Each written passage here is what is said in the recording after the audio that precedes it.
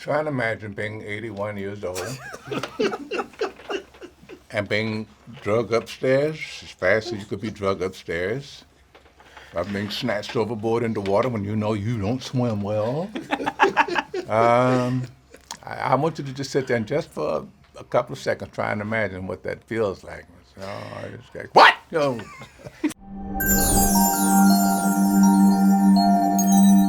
What a privilege it is to sit down with you three gentlemen and have you on Sunrise. Thank you. This film is so amazing. It has so much heart and so much empathy as well. And I was interested to hear that your background kind of gave an insight into both of those aspects. Were you a stuntman before, and then also you did a documentary? Yeah, you know, when Gerard Butler, who we've known each other for a while now, had called me and asked me if I wanted to come in on the franchise and create a new installment of it, not a sequel per se, but a new direction for it where you can take the fun big action ride of the first two movies and infuse a new level of character and make an origin story. And so I felt like it was the perfect meld of my two backgrounds to finally flex my muscles from my action background and bring what I've been known for as a filmmaker of much more kind of dramatic thrillers, and then smash that together and try to make a movie that had a tremendous amount of heart, humanity, humanizing the experience of Mike Banning, what makes him tick, the people that he's had in his life, the people coming into his life again,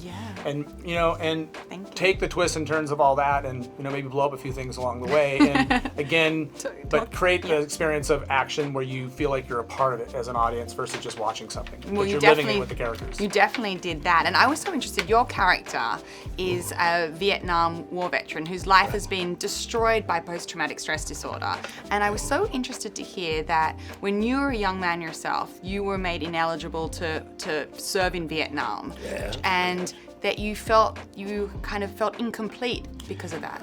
Well, I felt I didn't want to go to war. I felt I wasn't going to make it through war. I felt I didn't feel compelled that the Viet Cong were going to get in a sampan and roll across the Pacific and throw a bomb in the United States. I didn't buy into the idealism of communism and that whole thing. So I sold draft cards, counterfeit government documents, and that made me ineligible for Vietnam. And my father, you would think, would be upset with this because he was World War II major, but he didn't say a word to me. So, it was the kind of thing that we supported the guys that went. We supported in Excelsior, a little town.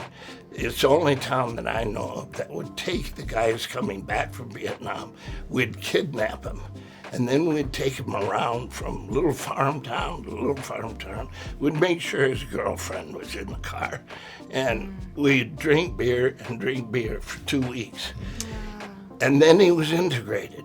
If he went straight with the parents home, he stayed in that isolation of war.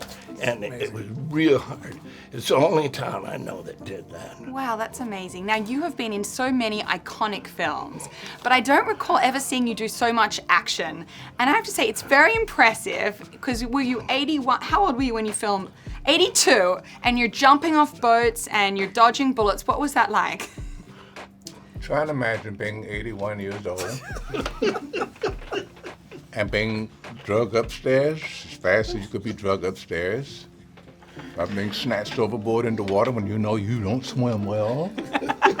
I want you to just sit there and just for a couple of seconds try and imagine what that feels like. What?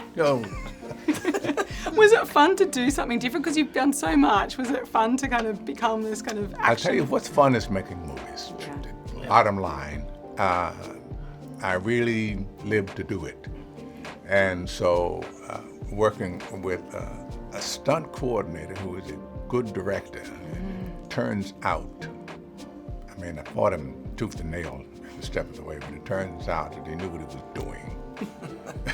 He's a rare breed. Very rare. Thank you. Yeah. Fantastic. Well, congratulations, guys. It was fabulous. Thank you.